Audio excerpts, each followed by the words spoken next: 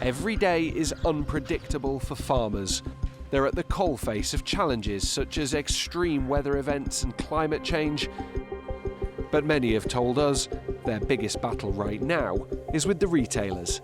According to food charity Sustain, farmers across the UK are often left with less than 1% of profits if supplying to a supermarket chain.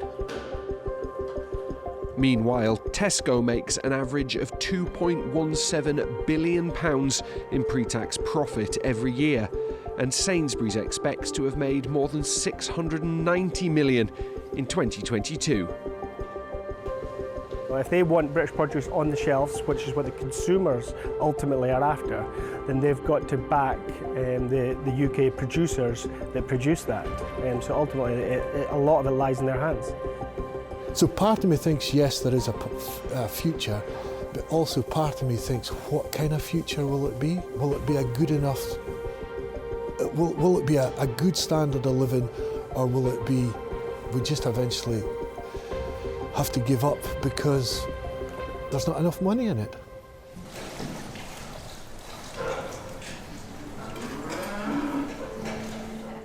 David Barron's entire world exists right here. His business, family and future are all in one spot, Nether Aden Farm. David bought the property 31 years ago and he still runs it with his wife. The farm boasts around 400 head of cattle, 150 of them Aberdeen Angus cows. I love doing it. This is a nice office, and I'm very proud what I've achieved. But 30 years ago, there was about 8 or 9 men worked in this farm. There's now 1 full-time employee and some family help. So I don't think we're working any less, we're probably working harder because it's harder to make a living. David says he's paying more now for farming products than ever before. He claims fertiliser and feed have almost quadrupled in price over the last 2 years. It's virtually impossible to get into farming because it's more or less a closed shop because our costs are so expensive. I bought a farm 30 years ago for £1,000 an acre. A local farm came up last year and sold for £10,000 an acre. So if you want to buy 100 acres, it's £1 million. It's very difficult. And it's very difficult to make any sort of return off of that. Like most beef farmers across Scotland, David's customers are supermarkets and butchers. But although he sells his products to them, he doesn't get to dictate what they sell it to others for. Farmers are very guarded about their prices and they're fiercely independent. But I'm getting 13 Aberdeen Angus's away today.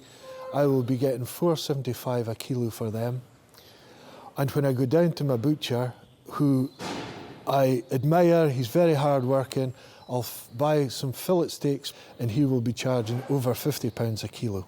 In the supermarket, some of them have gone to M&S and today I see they're about £55 a kilo. The disparity between what goes out and what comes in has created a perfect storm for farmers, and it's showing. Over the past 20 years, there has been a 28% drop in the number of beef cows across the country. That's close to a herd a week. If our critical mass disappears, our competition will disappear and everything will crumble like a pack of cards. And it'll fall into a few hands and then we'll be at the mercy of whoever's left, which worries me a lot. Do you think the consumers appreciate that at all? I don't want to be a moaning individual, but I don't think farmers are appreciated, and a lot of people have been used to food being so cheap that they don't appreciate the cost of how much it takes to produce. We've always been told to tighten our belt and tighten our belt. Well, I'm actually wearing braces now because the belt is so small it wouldn't fit. But we just need a better price for our product, a fair price. The NFU recently ran its biggest ever survey on farming concerns in Scotland. The biggest worry? market prices and the Scottish Government's lack of clarity on how it plans to support the agriculture and rural sector moving forwards. The rising cost of production are also high on the list, as is the lack of labour. If there's anywhere that needs a constant flow of labour, it's Castleton Farm in Aberdeenshire, one of the biggest soft fruit farms in Scotland. We've got about 480 acres of fruit, all grown in polytunnels and in controlled environment, houses like this. We'll supply about 9 million punnets of fruit every year into the UK retailers. There are almost 1,500 of these tunnels scattered across this site. If you laid them end to end, they'd take you from here in Castleton all the way to Glasgow. And at the peak of the harvesting season, there's more than 500 staff required to keep everything running. But getting those staff to come here in the face of a war in Ukraine and Brexit is proving challenging. We've lost a lot of access to European countries where we used to source from before, so that's made it very challenging. The surprise, you'd say, for us, and the one that we really weren't expecting, was the war in Ukraine, and where we were employing 70% of our workforce from Ukraine up till last year before the war. Then that was a big blow to the whole industry, because the returnees, the people who were wanting to come back year on year, who knew what they were doing, who had the productivity, just didn't come. What is the solution to that? We've got a system in place where we can get visas for workers to come and work on the farm. The issue is the productivity, the cost, and infrastructure for these people. We ultimately need more return for our products to be able to employ these people.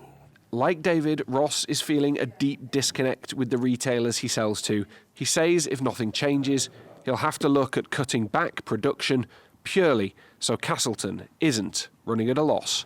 We can't keep going on losing money, and just funding, the retailer margins. We can't continue to do that, which is what's happening at the moment. And I guess with most businesses, your costs go up, you unfortunately pass that on to the customer, but your customer doesn't accept that? At the moment, they're not accepting that. We're in a very challenging market, fresh produce, with a very short shelf life product. We're price takers, unfortunately. We're trying to negotiate price increases through our retail customers, but it's very difficult to see that coming through. The current outlook for a long-term business plan, is to not grow fruit. We can't continue at loss-making profit margins. It's just unsustainable. We asked 9 major supermarkets for on-camera interviews as part of this piece. All declined our invitation. Tesco told us in a statement, "We are champions of Scottish agriculture and are proud to be their biggest purchaser.